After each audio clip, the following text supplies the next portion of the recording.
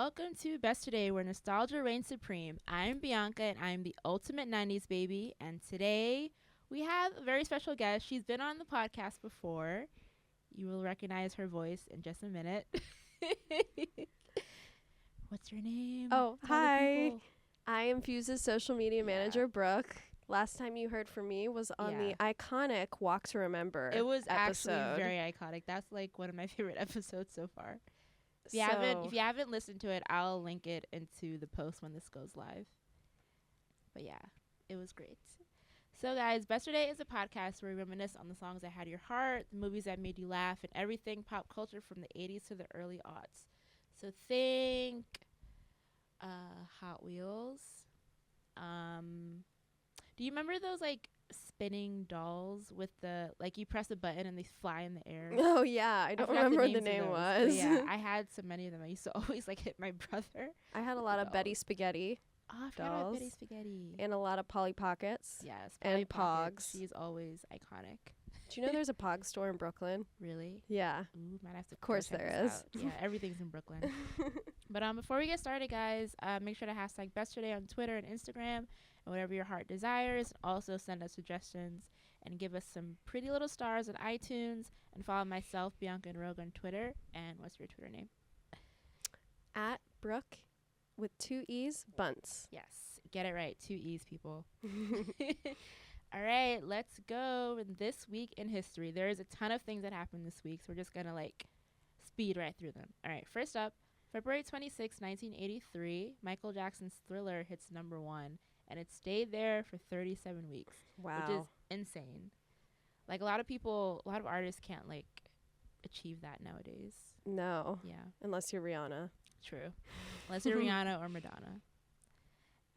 Next up, February 27, 2004, Solange married her first husband, Daniel Smith, when she was 18 in the Bahamas. Scandalous. Wow.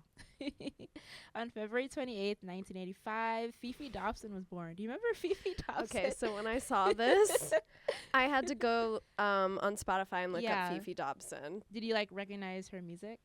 Yes, but I wasn't a huge fan. Yeah. I just know her name better than I know her music. Yeah, same. The funny thing is that when Rihanna first came out, no, not when Rihanna first came out, when she put out Good Girl Gone Bad, people were like, oh, Rihanna's trying to copy Fifi Dobson and trying to be edgy. And then, I mean, where is Fifi Dobson now?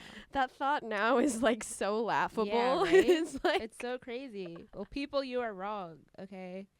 It's kind of a shame because Fifi Dobson is such a good artist name. Yeah, like she couldn't make it work. Badass. It's like BB Rexa. Yeah. That Fifi Dobson, BB. You know, it's so catchy. Well, Fifi, if you're listening to this, we want you back. Yes, put out some new music. Next up, on February 28th, 1998, this one is really fun. Pamela Anderson and Tommy Lee got a divorce after 3 years. Sad. Yeah, I remember, this is like TMI, but I remember watching their like infamous sex tape. I was going to ask if you ever looked up the sex tape. I watched it when I was, how old was I? I had to be like, before I was a teenager, because this was like a long time ago. See, I just did it in college. Like, me and my roommate one day were like, let's look up all the celebrity sex tapes. Yeah. And so we did as many as we could find. But it was purely a curiosity thing. Because you realize that most of them are so unsexy. They are. They're kind of like, they're disappointing. I don't know. A lot of them are flops, I gotta say. You guys gotta do better. Do better. And on February 29th, 1976, which is a leap year, Ja Rule was born. So he's you know, actually only every 4 years is leap year. One of my other roommates in college was a leap year baby, so she would just celebrate on March 1st. That feels so complicated. Mm-hmm. Yeah. Like you don't exist. Yeah. And speaking of March 1st, 1991, one of my favorite shows, Clarissa Explains It All, debuted on Nickelodeon. Same. I want them to bring those episodes to Netflix so bad. There's like this picture from Clarissa Explains It All that I love so much. And it's like got a circle graph like in the corner, and it's got like 30% of it is like clothes and 30% is like boys, and then the rest is pizza. Oh my God. Which is like my life. And her fashion was just so on point. Yes.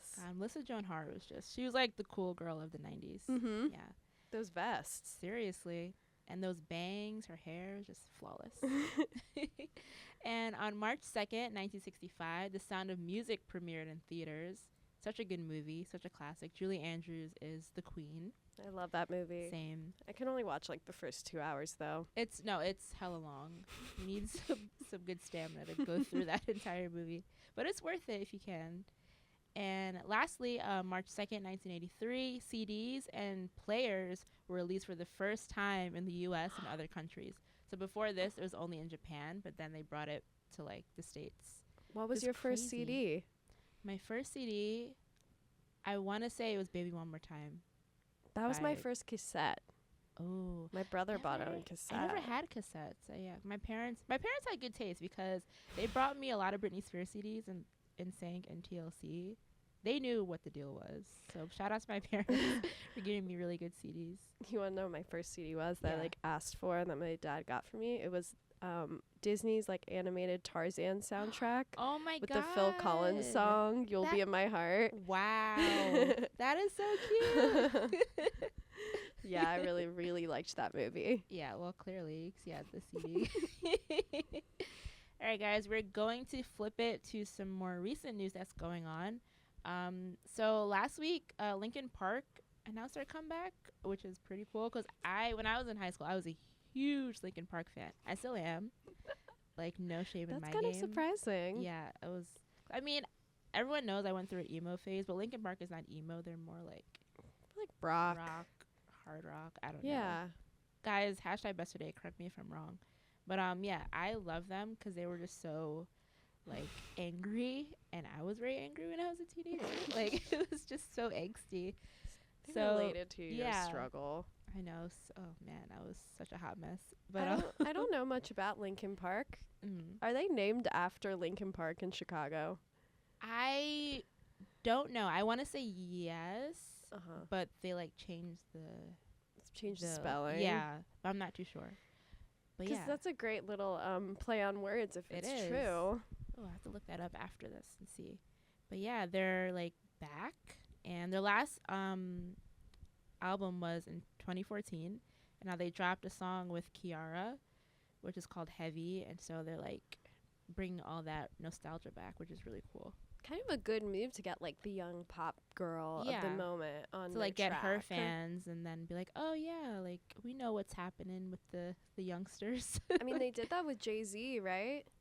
Didn't they have a song song with Jay-Z? Collision Course? Yeah, they did that. What year was that? That was a while ago. Oh my god, I was in high school when that album came out. I had the DVD and the CD. Wow. Super fan over here. Oh yeah, I told you I'm about that life, man. But I felt like when they did that, it was like a pretty inventive thing at the time. Yeah, because I feel like there wasn't a lot of like rap and rock collaboration, so I thought that was really dope for them to do. Yeah. I can't find when that was. Okay. I don't know why. All right. Wait, you could interrupt me when you find it. But next up, LeFou in the upcoming live-action Beauty and the Beast movie, which I feel like I talk about every week until it's released. Because there's a new clip like every single day. It's like they're going to release the whole movie in clips, and then you go to the theater and you're like, okay, what didn't I see? Right? It's like promo overload. Like, calm down. By the way, Collision Course 2004. Oh, 2004. I was in 7th grade. Oh my god. I am old. But so yeah, LeFou, he's going to be the first openly gay Disney character. And I just want to say, for the record, there have been, in my opinion, and I know a lot of my friends would agree if you're listening to this, there's been a lot of gay characters like Disney has featured, but they never like said, oh, so and so is gay. For example, Scar from The Lion King. He was very flamboyant and he loved to sing, and he was like so animated, and looking back now, I thought he was gay, but I never picked up on that. Yeah. Watch The Lion King and let me know if you're feeling me on this, because I always thought that Scar was gay.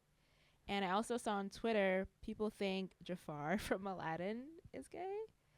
And also yeah, I could see that. Same. Sebastian from Little Mermaid, Dopey from Snow White, Lumiere and Cogsworth, and Jack and Gus. So I'm like Jack and Gus from Cinderella. Oh yeah. I always thought Lumiere. I could definitely see Lumiere being gay, but yeah. I don't know. It's just like sad that they could never like express a cartoon character's sexuality. Yeah, so I wonder why with the live action Beauty and the Beast, like why they were going to do it. So apparently LeFou is going to have Disney's first ever quote unquote gamer moment on screen as he struggles with his feelings for Gaston. Apparently he has like a big crush on Gaston.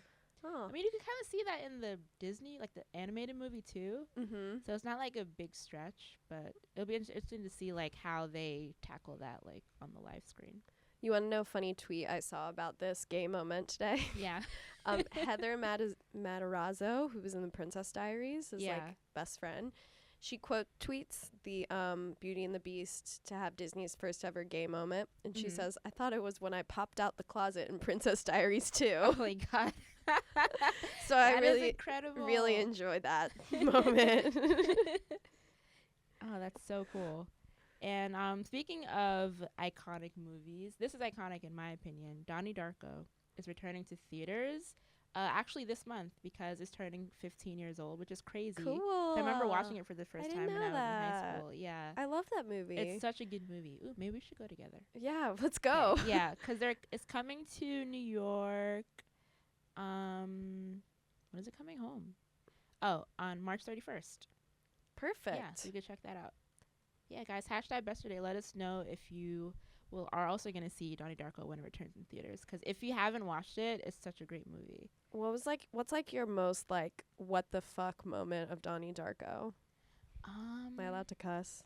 Yeah, you cuss all you want. Let's see. I think the one thing that just stood in my mind is that like animatronic bunny, like when it first pops Frank. up. Yeah, and I'm like, listen, it's a little too scary for my liking.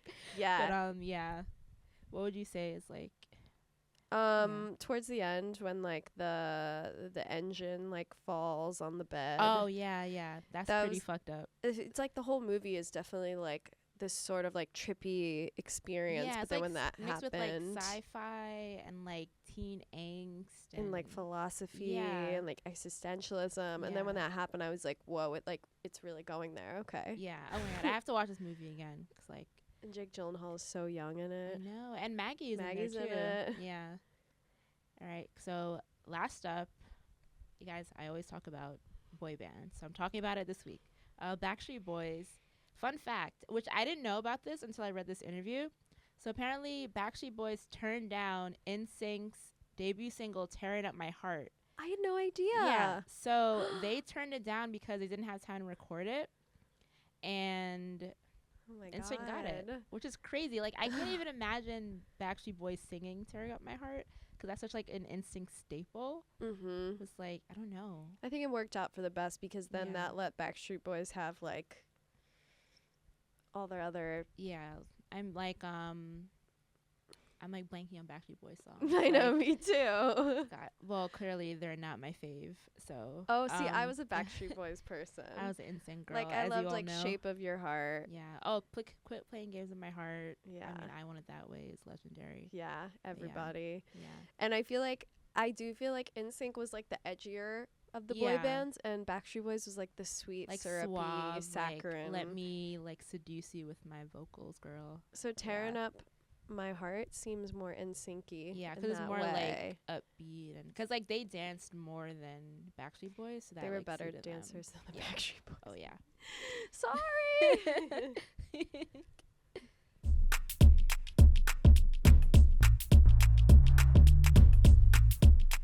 Okay, guys. So the reason that we are here today, the reason why I brought Brooke on here is the reason why we even exist on this planet. TBH is because Daria turns 20 years old this week, which is insane to me.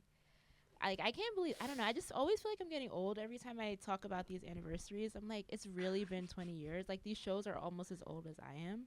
To think that, like, 2000, like the year 2000 is now getting to be 20 years ago, which is, it's insane. Is actually like a really crazy moment. To, Yeah. like, it's like a turning point where you're like, okay, now I'm like becoming middle-aged. Yeah. But seriously. So I brought Brooke on here because she is, I would say you're like a Daria expert, just based on what you told me prior to this episode. I mean, if you go to my IMBD, it's definitely under my list of qualifications. I mean, hello. Or sorry, LinkedIn. I don't have an IMBD. I don't know why I said that. Have you been an actress in your past life? My LinkedIn, my resume, it's under qualifications. But yeah, so we're gonna like break down Daria. So Brooke is more like a professional when it comes to this show, and I'm more of a newbie because I didn't watch it as much as I wanted to. But Brooke just told me that it is still on MTV.com, so we could all enjoy the show. Every episode. Yeah. So do you remember the first time that you watched Daria? I don't remember the first specific time, Yeah. but I have 2 older brothers, and my parents never, ever, like, limited what I watched, when I watched it. Yeah. What I watched. So like I was so watching MTV all the time. Yeah. I'm the youngest. They were just like whatever. So like I was watching MTV all the time. So I was watching this like when it was on the air, when I was like far too young to be watching it, probably. But yeah, it all kind of blends in there because I was watching The Real World, Daria, South Park, everything I should not have been watching. All those naughty shows. Yeah, at this time like 10 years old. Yeah. I mean, I feel like I don't remember the specific time as well, but I always watched MTV because I love TRL and they played all my favorite like pop songs. So then I would like continue watching the channel and like Daria would come on. I was like, oh, this is kind of cool. But I feel like when I was younger, I didn't really get how great it was. Because like, I mean, certain things just kind of go past your head. But like now as an adult, I can relate to her a lot more. I would say I felt the same way. I knew she was like cool in cartoon land, but now I realize how genius and like brilliant it's so brilliant the show is. Yeah, so like guys, if you don't know, Daria is like this super like cynical, sarcastic girl in high school, and I felt like every girl like now, like in modern times, we all kind of relate to her because we're just like, okay, F the world, to be honest. She was Tumblr before Tumblr existed. For sure. Yeah, she was so trendy because she wore like the combat boots and the blazer and like the thick rimmed glasses. So she was ahead of her time. There were some, like every year on Halloween, you can count on so many Darias because you could just go to your closet and like pull things out that you have right now. Even Jane had a really cool style too, with like all her piercings on her her ear and like the really like asymmetrical haircut. Yeah, so cool. So what would you say were like your favorite characters on the show? I really liked Jane. I thought she was just like the coolest. Yeah. The coolest best friend. Yeah.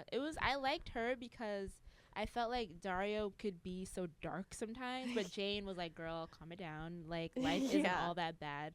So like they were a good like foil for each other, which I thought was really cool. Jane was like the artsy girl, but like the approachable artsy girl. Exactly. Like she was friends with like everyone, you know. Yeah, but like Daria, but still like, chill. Yeah.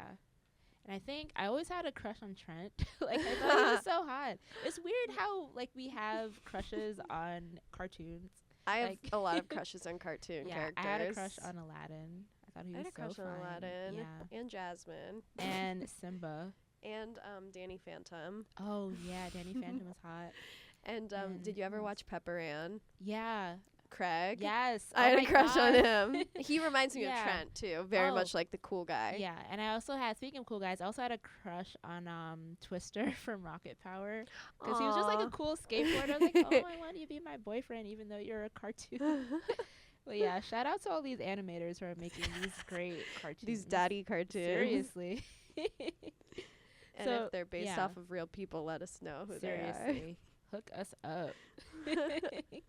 So do you have any like favorite episodes that you could think of? Yeah, specifically I went and looked up the name of this one because I knew it was one I really, really liked and I always like think of when I think of Daria. And it's from season 4, episode 10. It's called Legends of the Mall. Okay. And this is the one where like the fashion club, like Daria's sister is in fashion club with all the other girls. Yes. And they get like, they need someone to pick them up and Daria's dad's like, his car isn't working. So Trent, Jane, and Daria were like, we'll drive you to like go pick up Fashion Club. But Fashion Club starts walking when they think they're like stranded and they end up in like this kind of like bad neighborhood, and they start telling scary stories. And the one that I think they all tell urban legends. There are like 3 urban legends in this episode that they tell each other. And the funniest one is like Quinn tells the story of this girl who dieted so much and so hard that her bones rattled because she was so skinny. Which like is so fucked up when you think about it. That's so terrible. It's crazy how they like get away with certain things. I mean, I feel like now MTV can't get away with certain stuff, but yeah. So like they heard a rattling and it was just like a dog, but the fashion club like freaked out. Yeah, and that's then so funny. In the car alongside that, Jane told the story of a girl who from the 50s, she like wanted to go to college, and she's like a really smart girl and she studied really hard. And her family had a bomb shelter, and so she went to go study in the bomb shelter because she wanted like peace and quiet. So casual. And her family decided they didn't need the bomb shelter anymore. So while she fell asleep down there, and the next day they paved it over to make a grill, so she was like trapped down there forever. Why is this so demented? That's why I love this episode, because it had so many like layers in it. Oh man. I'm trying to think like some cool moments that I remember. The one thing that stood out to me was like when Daria did the speech in her graduation and like she referred to pizza. I was like, girl, you know my heart. But there's a lot of references to pizza in the show. I wrote down that quote actually. There's no aspect, no facet, no moment in life that can't be improved with pizza. There you go. That is I would get that tattooed mantra on me if I could. Trying to think like what were some other like cool moments that you could remember from the show?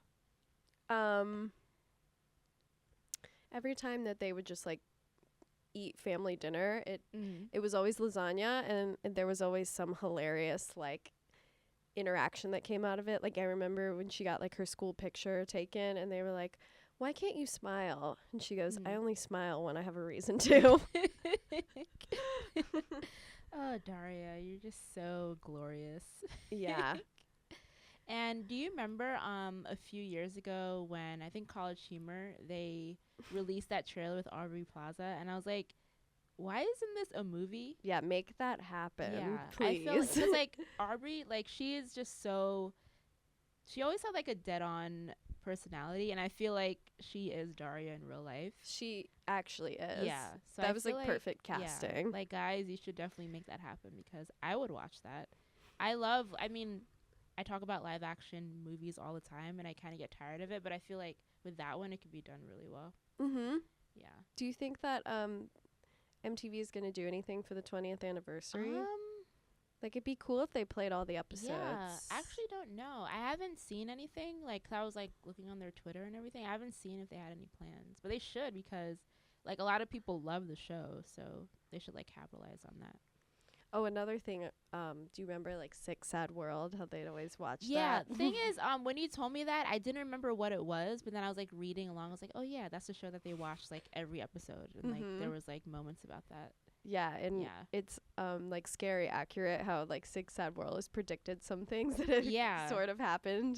God, these writers, I don't know, they're kind of brilliant when it comes to that stuff. All right, so okay, I'm going to, because I like quizzing people. I'm going to quiz you on some stuff. I love being quizzed. Okay, are you ready? Because these are very hard questions, apparently. But I feel like you know what you're talking about. Okay. So we're going to try. Okay. What is the name of the pilot episode? Something kick? Sealed with a kick. Sealed with a kick. Yeah. That's close. How many siblings does Jane have? She just has her brother, Trent, right? No? No! I don't know. Wait, she has 2 brothers, right? No. Okay. She has 4. She has 4 brothers? That's what the quiz says. Wow. I don't know if it's wrong. Oh my god, I don't remember that. This is a good one. Which band performs the Daria theme song? Splendora? Yeah. Yes! La la la la la. La la la la la. You're standing on my neck. Do do do. That song is not on Spotify, unfortunately. Really? Really? That is a disgrace. It's such a catchy song too. You know, I feel like they probably have rights to it or something. Yeah. All right. Ooh. Okay. In the Legends of the Mall episode, which 80s song keeps coming on the radio? Is it Girls Just Wanna Have Fun? Yeah. Yes! Oh my God, you're doing so well. I studied a little bit beforehand. I definitely couldn't do these like out of the blue. Yeah. Okay. What play do Quinn and Kevin get cast in for the medieval fair and Fair Enough? I could like read off the. Yeah, read off the answers. All right. It's either Romeo and Juliet, The Crucible, The Canterbury Tales, or Love Labour's Lost. I think it's Romeo and Juliet. No. Damn. Canterbury Tales. Okay, damn. Did not know that. Yeah. All right, I'm going to ask you 2 more. This is fun. Let's see. Where are some good ones? Oh my God, there's so many questions. Okay. Oh, this is a good one. In what city do Daria and Jane end up going to college?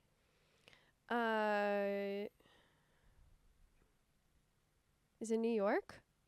City? I can read off the name. Wait, Boston. Yeah. Yes. Yeah, Boston. All right. You're so good at this. What the heck? Okay. One more. Let's see. Who are the DJs that come to Lawndale High and Jake of the Hearts? Can you read the answers? Yes. Tim and the Spatula Man, Ike and the Spoon Man. What kind of names are these? Okay. Bash and the Spoon Man, or Bang and the Spatula Man? You know, I have no idea, so I'm going to say the second one. No, it was Bang and the Spatula Man. Oh my God, that was my next guess. That's a very interesting name. That was a super specific question. Yeah. I guess this is like the hardest Daria quiz ever. Yeah. You're right about that. Well, you did well. You did better than I could. Thank you. I'm happy about that. Yeah. So, also I wanted to know, like, how do you think the show kind of impacted like animated TV? Because it if you guys don't know, Daria is a spinoff of Beavis and Butthead. Because Daria was in Beavis and Butthead, she got her own show. But I feel like just like because both of us are like Bob Burgers fans, and I feel like with TV, like cartoons, like they've grown up so much in like the adult world with like Family Guy and American Dad and Bob's Burgers. So like, do you think there's like a good transition, like progression, I mean, for adult cartoons? Yeah. I think like Tina wouldn't exist without Daria from Bob's Burgers. That's such a good comparison, yeah. That's what I've always thought of. Yeah. Like, she kind of led the way. Because they're so like, they're both like very pessimistic and cynical. So yeah, that's really cool. Tina and Louise, kind of like, like a mix of them. But true. I love the cartoons for adults. Me like too. BoJack Horseman is one of my favorite shows ever. It's still on my Netflix queue, so I have to watch that soon. There's a character in that show called Diane who is just like Daria as well. Like almost their outfits are the same too. So it was nice to see a cartoon with a leading female figure. Yeah. Centered around mostly females. I mean, the guys in Daria were definitely just accessories for the storyline. Sure. Yeah. And that like talked about things that were relevant to because I feel like modern day. If you're like a teenager during that time, that was probably one of your favorite shows because you could relate to it so much. Can I read you like another really good quote I wrote down that I feel like is iconic to Daria? That just goes to show. And I feel like this is probably very meta for the creators of it. Daria was sitting at the dinner table and she goes, "As far as I can make out, edgy occurs when middle-brow, middle-aged profiteers are looking to suck the energy, not to mention spending money, out of the quote-unquote youth culture, so they come up with this fake concept of seeming to be dangerous when every move they make is the result of market research and a corporate master plan." Holy shit. Oh my God. Nail on the head. Seriously. Like, how is she so smart? Oh, man. I feel like we all should be Daria when we grow up. And I wish the show would have lasted longer. Yeah, because it was from 1997 to 2002, I want to say. So it ran for a few seasons. Yeah. I think there are 5 seasons. Yeah, it ran for 5 seasons. 2 TV movies. Yeah. I feel like they should like bring that back and kind of have, either have like a reunion special or make it into like a live action movie. I would love to see even just like the voice actors come together and the producers and talk about like what it was like to make an animated show in 1997. Yeah, like a behind the scenes thing. Yeah. And it was in the making for so long. Like, true. Yeah, because like she went through, like, I was looking at some of the drawings and stuff, and like she had so many different phases. And I remember I was watching like a YouTube video, and apparently they wanted to make her like pretty but not too pretty. But they didn't want to make her look like basic AF. So they had to find like the happy medium to like kind of capture the like the everyday girl audience, but I thought it was cool. Yeah, which is a lot to think about. You can tell, even though she's just animated and has like no distinct features, you can tell that Daria's like quote unquote pretty. Yeah, she's pretty, but she doesn't like put in effort as like her sister Quinn. Yes. So, yeah. Do you have any more iconic Daria quotes you want to shed light on? One more. All that matters in a relationship is that you like the same pizza toppings. I mean, hello. If you don't mess with pepperoni, then you and I cannot be together. I know pineapple is divisive too. Ugh. I love it, but really? yeah. Oh my God, I'm judging you so hard. I will just eat like pineapple on a plain cheese pizza, and I love it. I don't like it. And cashews. Really? I know that's so weird. Wait. That's an Ohio thing. Okay, I was like, where did cashews come from? Yeah, we're fucked up. So we just put cashews and like broccoli on our pizza. See, I could do like a veggie pizza, but I don't like when it's like over saturated with vegetables. It just gets too messy. I could do like broccoli. Ooh, a good mix is like a white cheese pizza with like Alfredo sauce and broccoli and chicken. Oh, that's really good. Yeah. You gotta let the like sauce and cheese shine through, I think. Seriously. The toppings should complement, not take away. Exactly. Guys, #Besterday, let us know your favorite pizza topping. And also let us know any like favorite memories from Daria that you had. Yeah, or anything else you'd like to add that we forgot about. Yeah.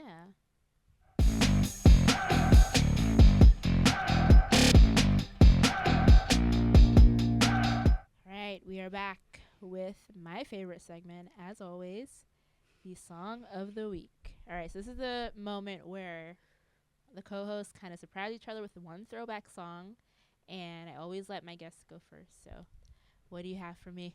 I was excited because last time I came with Stacey Orico, and then Jeff, of course, copied had the me. Same one. You guys have like an ongoing rivalry, which is so funny. I wanted to make this one a really good throwback that was relevant, that like wasn't just a random one-hit wonder. Yeah. So I'm bringing to you Michelle Branch's "Till I Get Over You." Whoa. Which is from Hotel Paper. Yeah.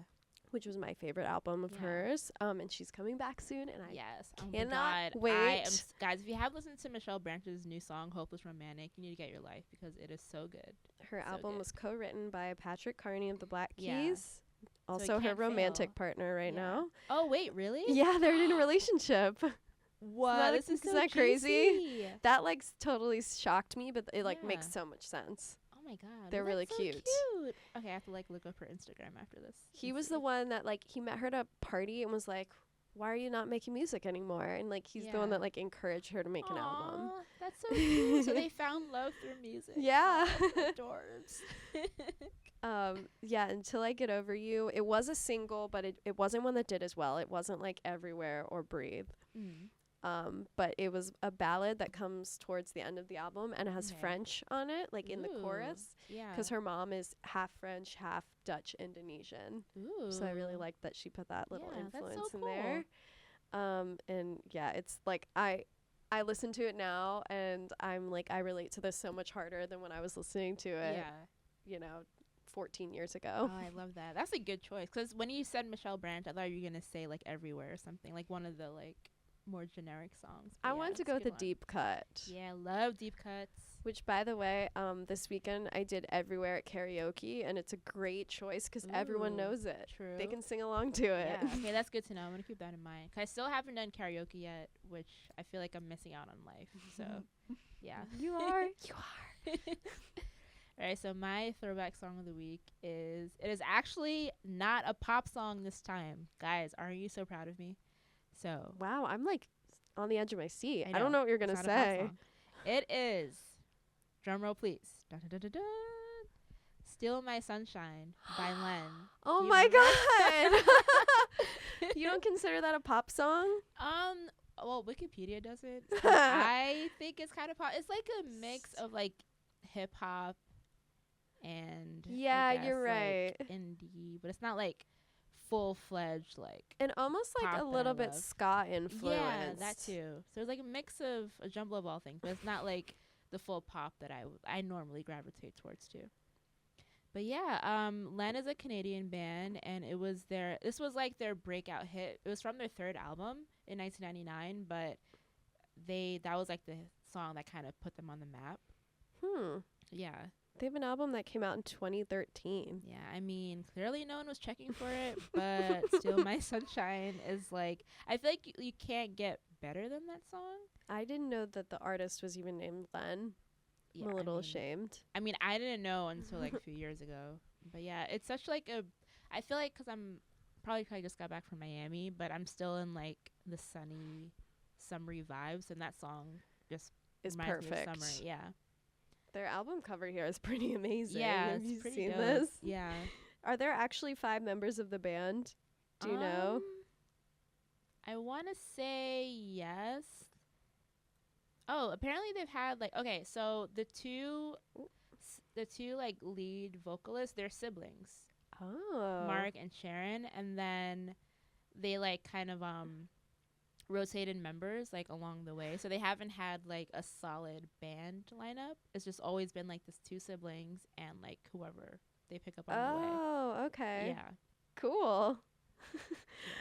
Oh, it's really sad when you Google them. It's like, whatever happened to Len? I know. Remember when Len was dominating? Oh, wait, this is a cool fun fact. All right.